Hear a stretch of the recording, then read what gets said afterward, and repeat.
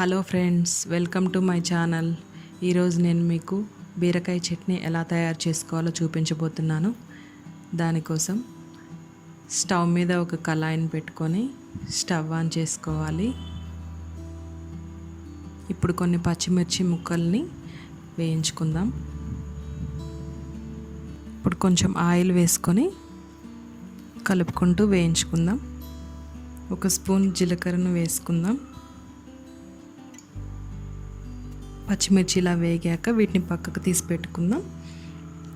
అదే గిన్నెలో కొంచెం ఆయిల్ పోసుకొని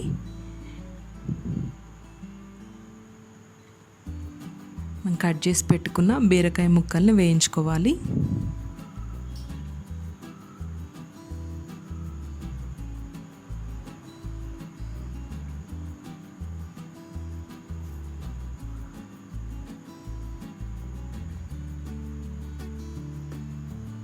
ఇలా బీరకాయ ముక్కలు వేగాక స్టవ్ ఆఫ్ చేసుకొని పక్కన పెట్టుకుందాం. ఇప్పుడు ఒక మిక్సీ జార్ తీసుకొని దాంట్లోకి పచ్చిమిర్చిని వేసుకోవాలి. తగినంత ఉప్పు వేసుకోవాలి. కొన్ని వెల్లుల్లిపాయ రెబ్బలు వేసుకోవాలి. ఇప్పుడు దీన్ని ఈ విధంగా మిక్సీ చేసుకోవాలి. తర్వాత నానబెట్టుకున్న చింతపండుని వేసుకోవాలి. ఈ బీరకాయ ముక్కల్ని కూడా వేసుకోవాలి. ఇప్పుడు ఒకసారి గ్రైండ్ చేసుకుందాం. గ్రైండ్ అయిపోయింది. ఇప్పుడు చట్నీలోకి తాలింపును రెడీ చేసుకుందాం. తాలింపు కోసం స్టవ్ మీద ఒక గిన్నెను పెట్టుకొని స్టవ్ ఆన్ చేసుకుందాం. గిన్నె వేడెక్కాక తగినంత ఆయిల్ వేసుకోవాలి. ఆయిల్ వేడెక్కాక కొన్ని ఎండుమిర్చి వేసుకోవాలి. తాలింపు గింజల్ని వేసుకోవాలి.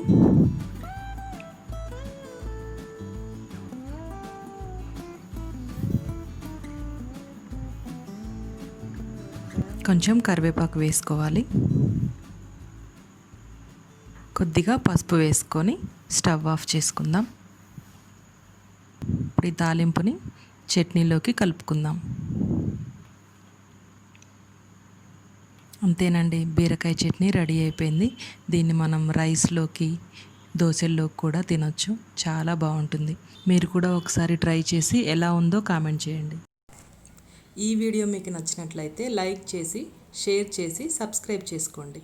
మీ అభిప్రాయాలను కామెంట్ రూపంలో మాకు తెలియజేయండి. Thanks for watching.